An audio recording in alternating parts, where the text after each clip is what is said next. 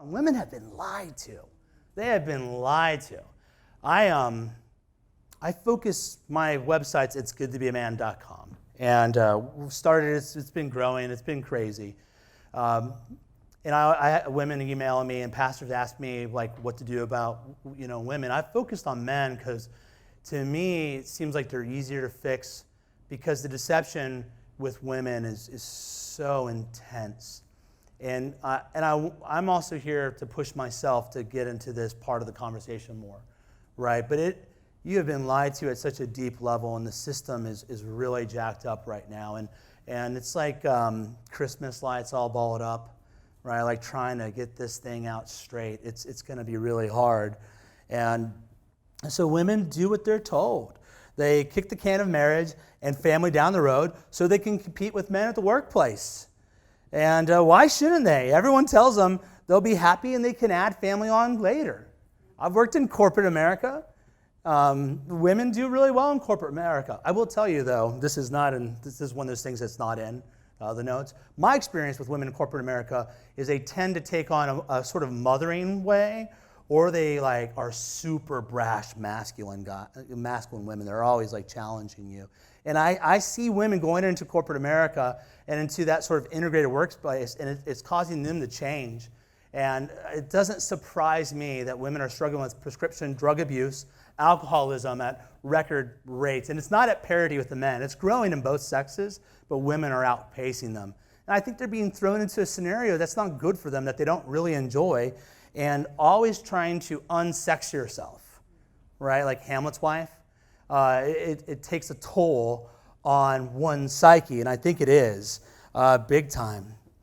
But the feminine reality is really different than what everyone tells them, especially post 30, 35, 40, the older you get. It's very different than what they're telling, and people are waking up. The ability to conceive drastically diminishes as women age.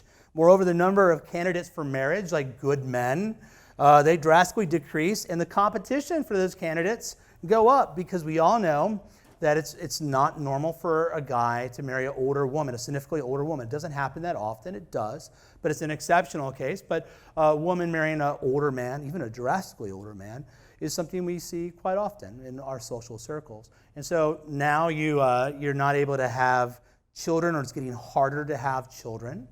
And you're finding a guy that you would even want to bear his baby, right? It's not great.